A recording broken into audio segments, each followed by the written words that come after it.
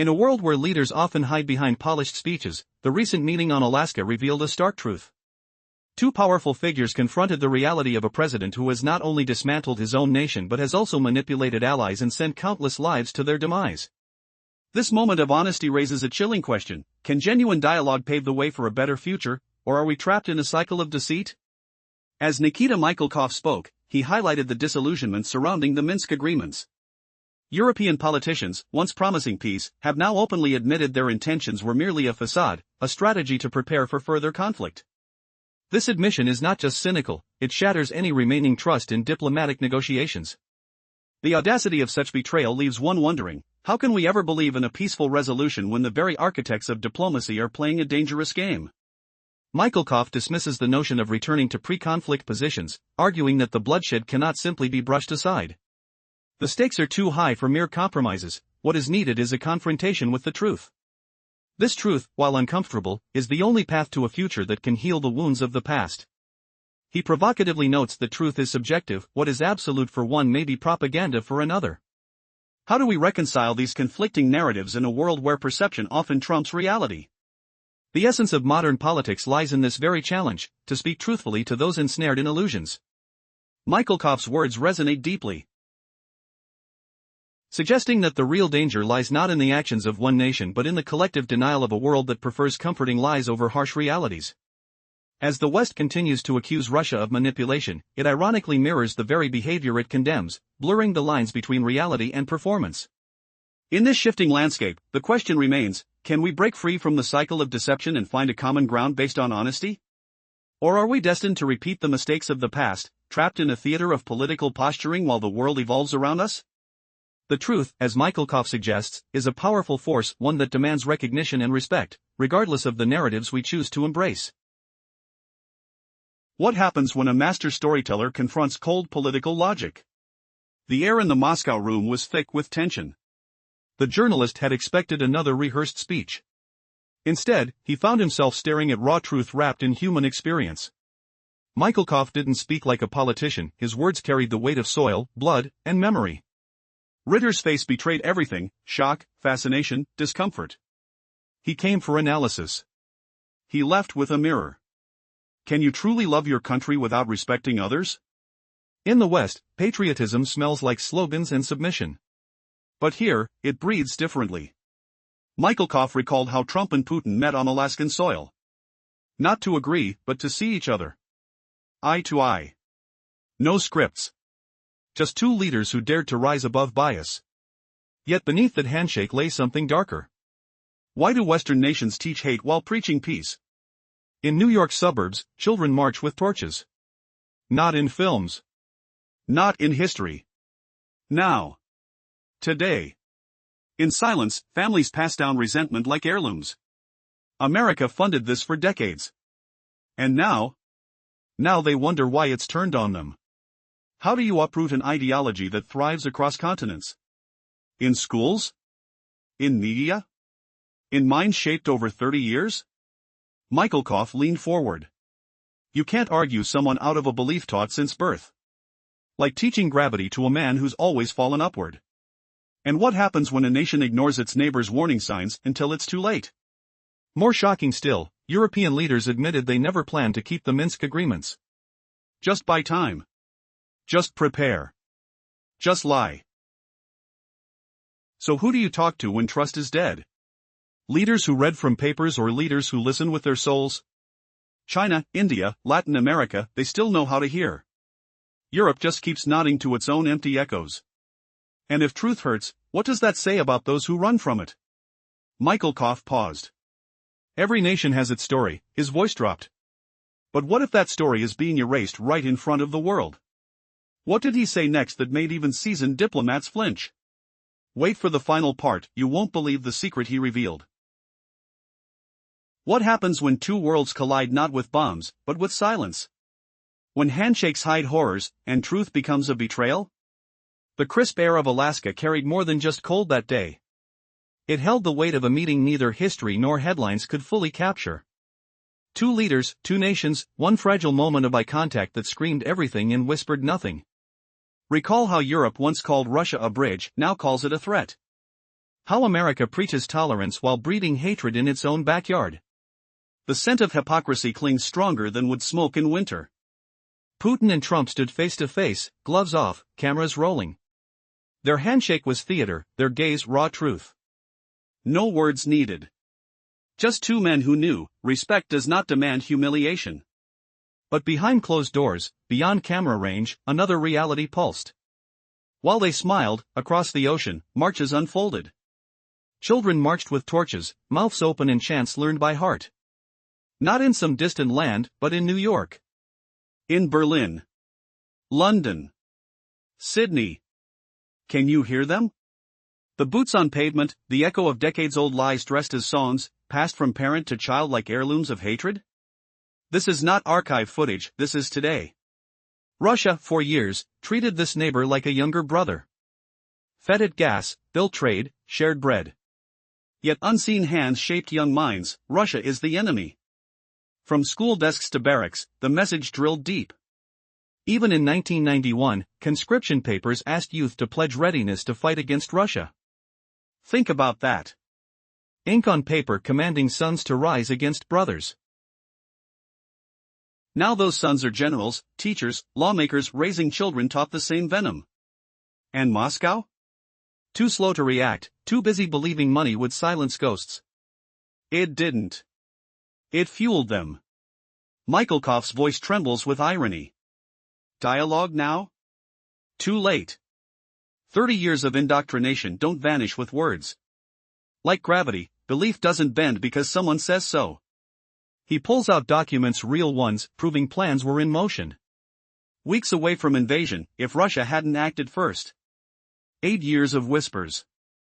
8 years of grooming children for war. And still, who do we talk to? Europe's leaders speak in scripts. Autonomy speeches delivered while checking Washington's approval texts. Banks empty, people freezing, yet values must prevail.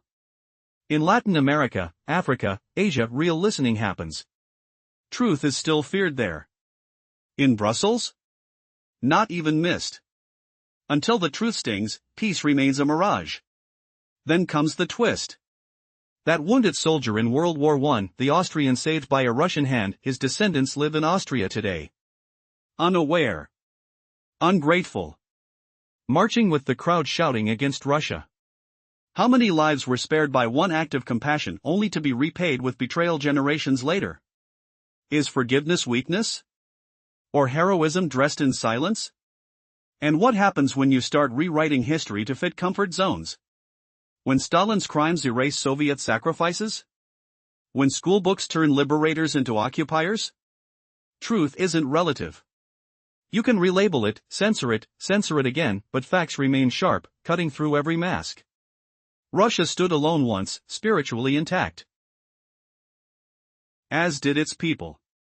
Now, it resists not just armies, but lies dressed as news. Who will remember the cost of truth when lies promise safety? Next, a forgotten name surfaces, linking past to present, changing everything we thought we knew. In a world where respect between nations seems increasingly rare, one man's reflections on an unexpected encounter might just shake the foundations of our understanding. Imagine, amidst the discussions of geopolitical tension, a meeting where deep ideological divides are confronted with raw honesty. How can leaders hope to transcend centuries of conflict if they cannot even acknowledge the shared humanity in one another? In a recent discussion, a prominent figure expressed concern over how his nation has quietly nurtured an ideology of hatred since the end of the Second World War. He argued that this toxic worldview is deeply rooted in the collective psyche of certain expatriate communities, spreading like a venomous weed across generations. Can such bitterness ever truly be uprooted, especially when it thrives in affluent corners of the globe like the United States, Australia, and parts of Europe? He invoked the poignant words of Russian philosopher Ivan Ilyin, who articulated that one should live for what is worth dying for. And in this context, he acknowledged a painful truth: his country had, at times, treated its neighbor with the condescension reserved for an estranged sibling. While resources flowed freely, the other side cultivated enmity, funded by millions. Over the decades, two generations emerged, steeped not in diplomacy but in a narrative that painted their former ally as an enemy. His voice darkened as he recounted a chilling episode from the early 1990s, when conscripts were coerced into pledging loyalty to a cause that demanded hostility towards Russia. It was a sobering reminder that the seeds of conflict are sown long before the first shot is fired. And now, how do we engage in dialogue? He challenged. Can we even negotiate with leaders who seem more intent on posturing than on understanding? He noted that meaningful conversations now seem restricted to a handful of leaders, those who are willing to face uncomfortable truths about their own pasts and ideologies. In stark contrast, what remains of the West's political landscape appears bogged down by a paralysis of fear. The wearing away of trust, cultivated through insincere gestures and empty declarations, leaves little room for genuine communication. In underscoring the profound disconnect between political rhetoric and the realities faced by ordinary people, he left listeners questioning not only the efficacy of diplomacy but also the path forward. Will the echoes of past grievances forever cloud the prospects of peace, or can voices brave enough to speak the truth cut through the fog of illusion? The upcoming meetings between leaders may well determine whether a fragile understanding can take root, or if the cycle of misunderstanding will continue unchecked. Within the depths of a complicated geopolitical reality, a generation has grown up steeped in an ideology that paints Russia as the irredeemable enemy. Children were taught this narrative, not only in classrooms but through pervasive cultural conditioning. It began in the shadows of the 1990s, where military recruiters pressured young people to pledge readiness for conflict with Russia. But now, the disconcerting truth looms: could diplomacy be effectively fostered with those who have been so meticulously groomed to view Russia as a threat? Those indoctrinated youths have matured into officials, educators, and influencers, perpetuating the very beliefs that have sown distrust among nations. In a sardonic observation, Mikhailov states that discussions about re-education are futile. 30 years of entrenched beliefs can't simply be undone with gentle persuasion. It's akin to trying to convince someone that gravity exists when all their life they've been taught to deny its reality. Documentation exists, Mikhailov notes, suggesting that had Russia not acted decisively, the known country would have initiated an offensive within weeks. 8 years of preparation, of indoctrinating children to see conflict as inevitable, have borne their bitter fruit. But the critical question arises: who is genuinely capable of opening up dialogues? European leaders have acknowledged, perhaps in private, that agreements were merely tactical maneuvers to gain time and military leverage against Russia. Macron may wax poetic about strategic autonomy, but he still checks with Washington on what is permissible. Meanwhile, the German Chancellor faces staggering economic losses but continues to champion a value system at odds with reality. The British leadership changes with alarming frequency, yet every new premier dutifully regurgitates the same mantra: we must resist Russia. Genuine dialogue, Mikhailov asserts, is only possible with leaders willing to confront unvarnished truths, figures like Xi Jinping or Narendra Modi, whose worlds are not confined to rehearsed rhetoric. In stark contrast, Europe appears trapped in a cycle of impotence, a cornered entity willing to do anything to muster recovery, but in doing so, it poses a looming risk not only to itself but to the stability of others. What if the facade of cooperation crumbles, revealing deeper rifts that could ignite even greater conflicts? The winds of discontent could blow harshly and unexpectedly, and the ramifications for all involved would be catastrophic. Would the voices for peace be drowned in the clamor for warfare? What happens when a nation forgets the weight of compassion that saved its people decades ago? The chill in the air still clung to the marble walls of the Victory Park Museum in Moscow. Each footstep echoed like a heartbeat against the stone: one step, one day of war. 1941 to 1945. 3 hours beneath the gray sky, and every meter felt heavier than the last. Faces frozen in time on the memorial walls stared back, not with accusation, but with quiet expectation. You come here not just to remember, but to feel. The smell of fresh snow mixing with old incense. The rough texture of cold metal under your fingertips. The silence broken only by distant footsteps, barely louder than breath. 27 million names etched into history. Not a number, a wound. America tells its own story too, full of courage and heroism, and it deserves respect. My own uncle landed at Normandy. Family blood was spilled across French fields for freedom. But what stings is how that same America now reshapes World War II through a lens that barely resembles truth. How can dialogue exist when memory is erased? When leaders shake hands in Alaska, yet classrooms thousands of miles away teach lies about who started what? Russia carries scars too deep to ignore and truths too sacred to forget. Yet somehow, the West keeps trying to bleach them out. Why? Because truth resists control. In Austria today, descendants of a man once saved by a Russian soldier walk free, their lives born from mercy they may never even know existed. They forget. They turn their backs. Europe built its peace beneath a nuclear umbrella gifted by the victors. Protected, pampered, and blind to its own cowardice. It renamed fear as tolerance. Called weakness multiculturalism. Mistook silence for wisdom. And when survival calls, it creates enemies to justify itself. For centuries, Europe looked east. Not for friendship, but for threat. For land. For oil. For a reason to unite behind one flag while hiding behind another. Russia was always the convenient villain. Orthodox faith. Vast land. Water. Resources. A bridge between worlds and thus, a target for those afraid of crossing it. But who really fears dialogue? Who truly drowns memory to float on lies? The next part reveals a meeting on sacred ground where personal pain meets political power, and a handshake hides more than peace. Imagine a world where truth is a rare currency, buried beneath layers of political maneuvering and societal illusions. Can one man's determination to speak freely shatter those illusions?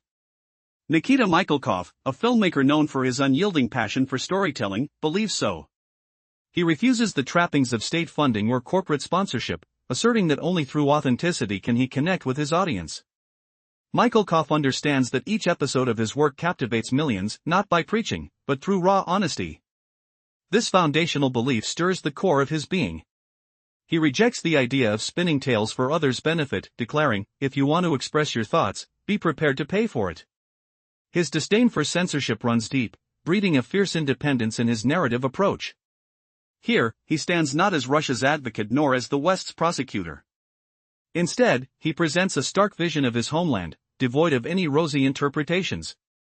But this honesty brings a daunting challenge. The world, Mikhalkov contends, is terrified of the truth. Why has society evolved into a realm where confronting reality is viewed as an affront? Mikhalkov describes the grim reality faced by European nations, where discomforting truths are met not with confrontation but with denial. In Sweden, once a beacon of tranquility, police now advise women against venturing outdoors after dark. Isn't this a scene snatched from a horror film? No, it's a reflection of their lives, marred by a refusal to own up to past missteps in migration policy. As Mikhalkov delves deeper into this paradox, he reflects on Russia's past leaders, enchanted by false reassurances from their Western counterparts. They sacrificed national interest for the illusion of acceptance, believing every new leader would uphold their legacy. But what happens when the world has changed, and the comforting fables crumble under scrutiny? There exists a profound irony embedded within this narrative. While Mikhalkov grapples with an uncomfortable reality, he stands unwavering, demanding that the truth be seen for what it is, not as propaganda or falsehood, but as the foundation upon which future hopes must be built. It's time to confront the chasm between perception and reality, and only then can we hope to bridge the divide between nations and peoples. And yet, could Mikhalkov's commitment to the truth inspire others to rise above the mire of complacency and fear? Would those who've turned a blind eye finally awaken to the sobering truths that underpin their existence? In a world spinning upon a precarious axis, where does one find the courage to confront not just their personal truths, but those of a fractured society? The echo of history still lingers. A leader once whispered to another, "You know who really runs that country? Not its people. Not its laws. But someone else entirely." And they both knew it painfully, terrifyingly well. Can truth survive when trust has already died? A continent still listens. Africa sees with open eyes what others have forgotten. In contrast, Europe stumbles, blind and dangerous. Trapped, weak, desperate enough for anything. Could that be why a quiet meeting in Alaska mattered so much? Two presidents looked into each other's eyes. No speeches.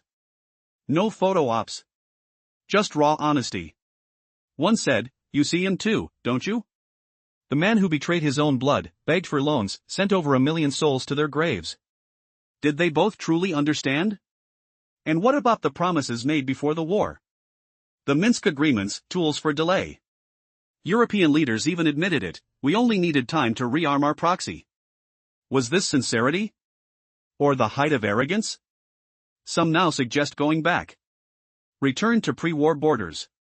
Sign a peace deal. But can rivers flow backward? Can you wash away blood with ink? Russia lost too much.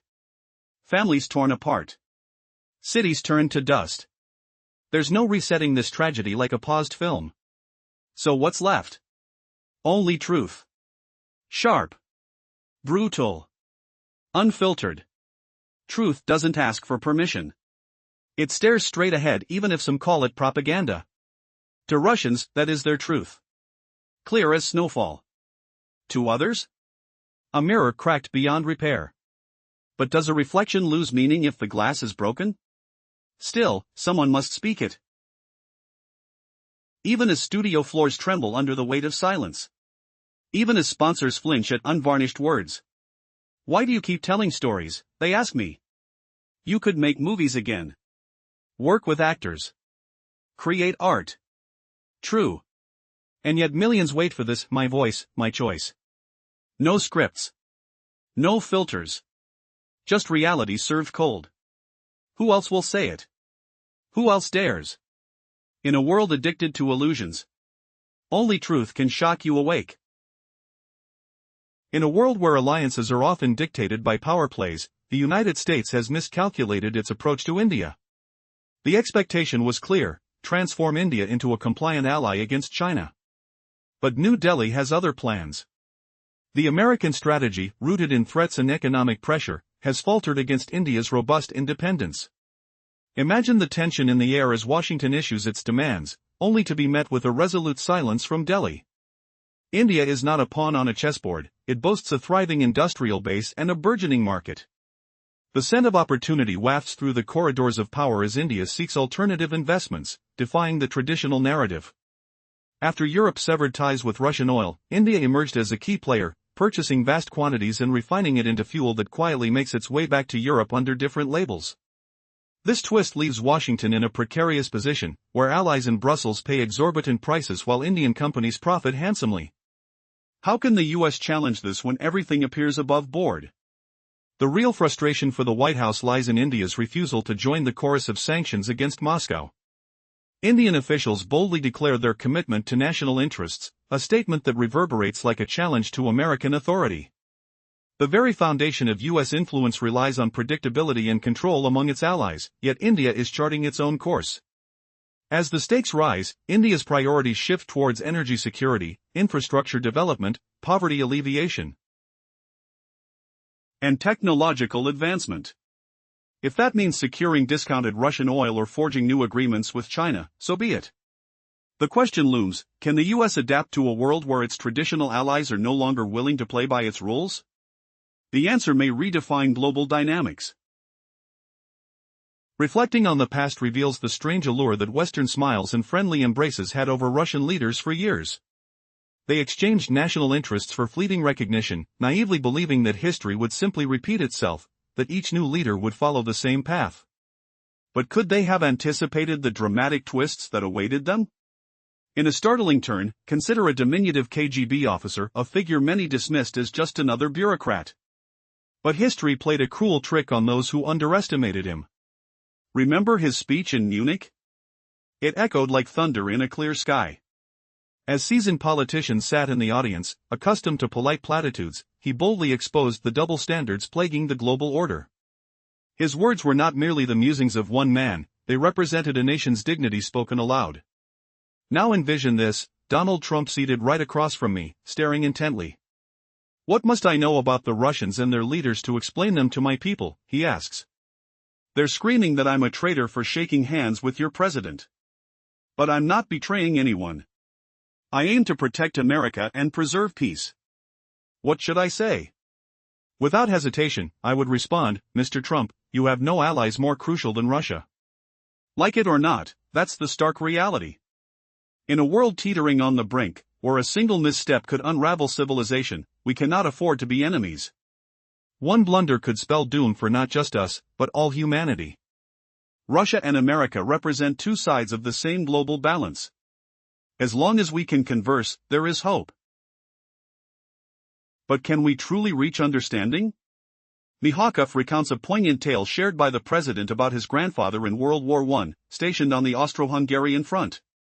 Here is a scene fit for the pages of history. A Russian soldier peers from his trench, sights an enemy soldier, and fires first, wounding him. The Austrian lies there, groaning in agony.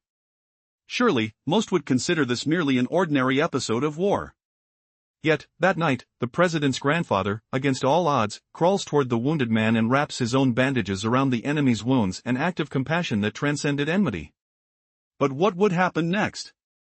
Would this act of humanity ripple through time, or would it be lost amid the chaos of conflicting ideologies? The previous part revealed how Washington's trade policy has turned into a theater of power, with India cast as the defiant partner. Donald Trump decided it was time to show strength and remind the world who holds the reins. What happens when economic pressure sounds like a death knell for small businesses but spares the giants? The United States slapped a total of 50% tariffs on Indian imports, a record even by the standards of America's endless trade war. Western media quickly labeled it punishment for Russian oil. But dig deeper, and the picture shifts. Is this really about crude oil, or control? The real target isn't barrels, it's New Delhi itself. A message: you are still a pawn in the global game. On Wednesday, new 25% tariffs kicked in, pushing the total tax burden to a crushing 50%. According to Bloomberg, over half of all goods shipped from India to the US are now affected. And let's not forget, the United States is India's largest export market. Yet here's the twist. Textile factories and jewelry workshops bear the brunt. But electronics and pharmaceuticals, sectors feeding Apple's and Pfizer's profits, mysteriously escape untouched. Coincidence? Hard to believe, especially after Apple announced billions more in Indian factory investments. So, who really pays the price? For every village tailor losing orders, there's a corporate boardroom untouched. For every goldsmith laid off, a stock ticker climbs higher. This isn't economics. It's selective enforcement masked as policy. In India, the reaction is sharp.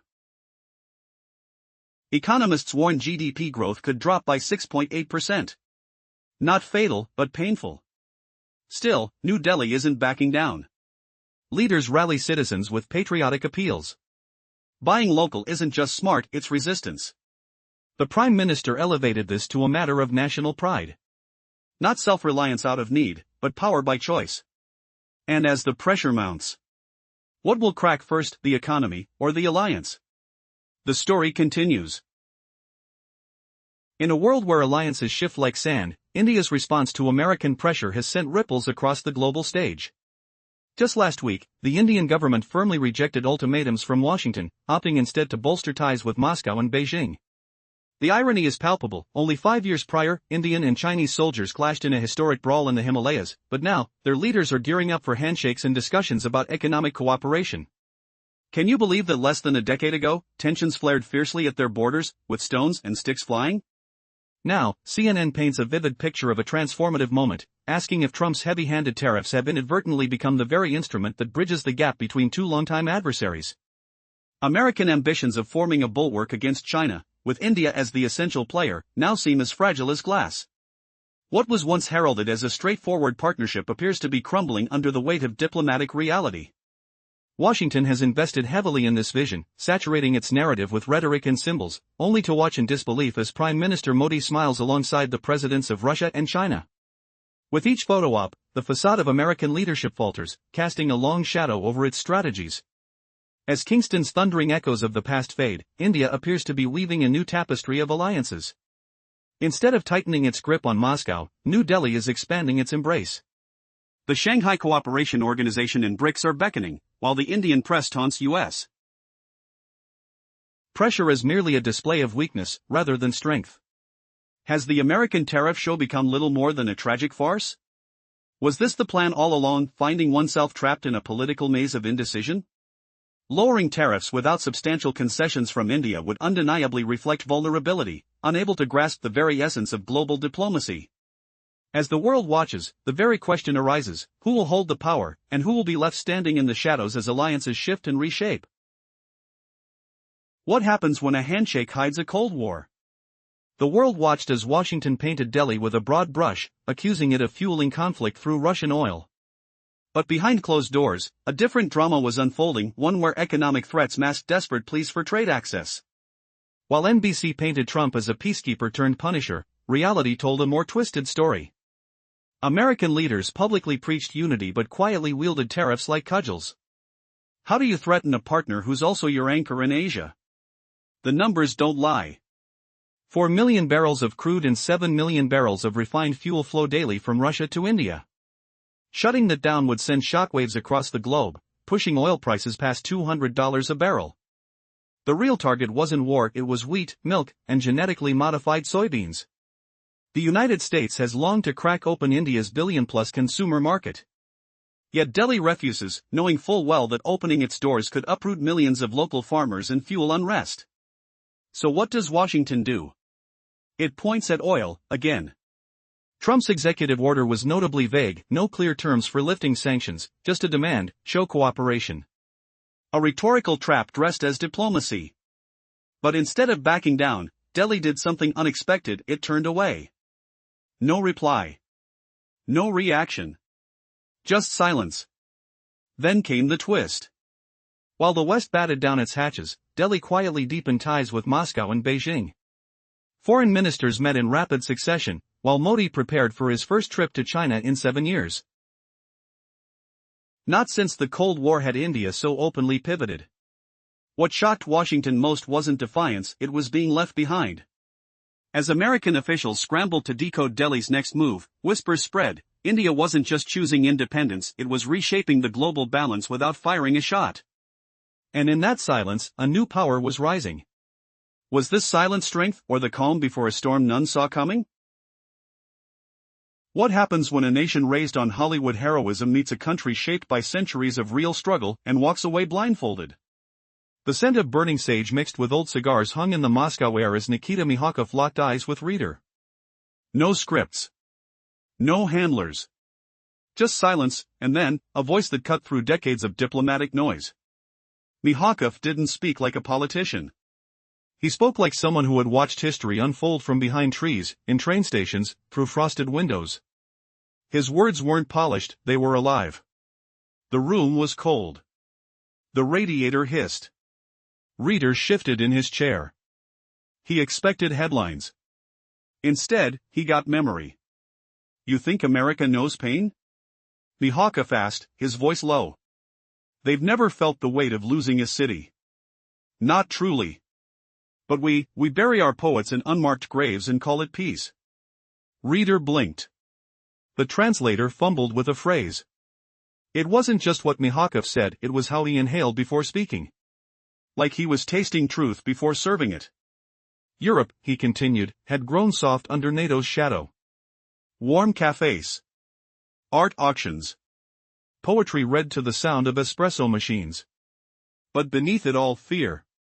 A continent that forgot how to stand alone. He leaned forward. The chair creaked. They call their fear tolerance.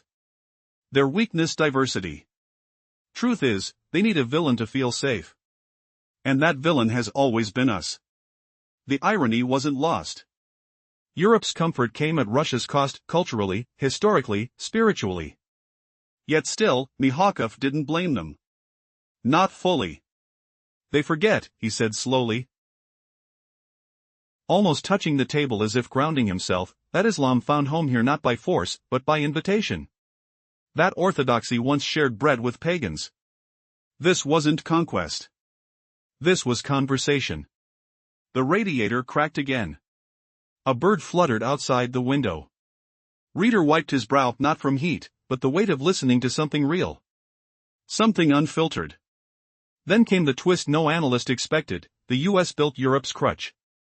And now, Europe screams at the doctor for prescribing pain. So when Washington slapped India with a 50% tariff, not just symbolic, but staggering, Mihalkov smirked. Not protectionism, he said. Panic. Pure panic. But here's the question that turned logic upside down, if you were never attacked on your own soil, could you ever truly understand sacrifice? And more chilling still, if Europe mistakes weakness for virtue, what does it make of strength? The next sound was Mihakov rising from his chair. Slowly. Deliberately. One last thing, he said. His voice dropped. The lights flickered. America sees itself in every war film ever made. But Russia? Russia doesn't watch wars. It remembers them. And with that, he walked out, leaving only the echo of a thought no diplomat dared write down. What if compassion is the most dangerous weapon of all? In the previous segment, Michalkov emphasized the importance of choice in preserving identity over short-term gains. He illustrated how descendants of a rescued Austrian soldier might forget their history, while they freely join others in criticizing Russia, neglecting the fundamental compassion that binds their existence to that of the Russian people. Yet, the irony deepens. While facing the past, Michalkov draws attention to an unsettling truth. In America, even during dialogues between leaders, the narrative of the Second World War is distorted. American textbooks present a skewed account, overshadowing the sacrifices of those who lost everything. 270 million lives, he mused, are not merely numbers, they encapsulate heart-wrenching lives extinguished. Each figure represents a story cut short, a family torn apart, a mother who will never hold her child again. As he walked through the Victory Museum, marking 1,418 days of conflict, the faces on the wall seemed to gaze into his very soul. The weight of their suffering pressed upon him, a visceral reminder that behind monumental statistics lies an ocean of human tragedy. How can we honor these stories, he questioned, his voice tinged with urgency.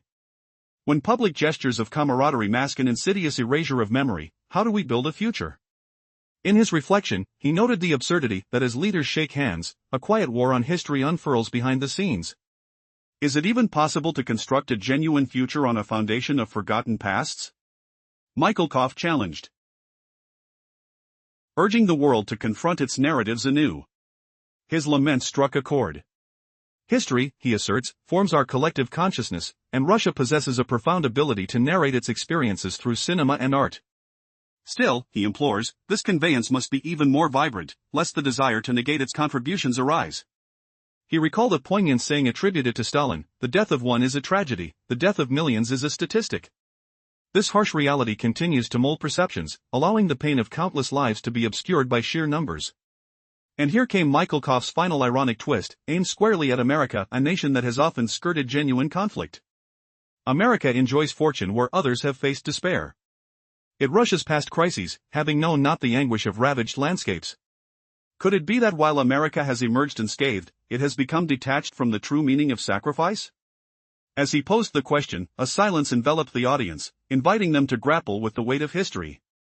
Michalkov didn't just recount events, he sparked a reckoning, one that demanded contemplation of how deeply shared human experiences bind us across time, nations, and ideologies.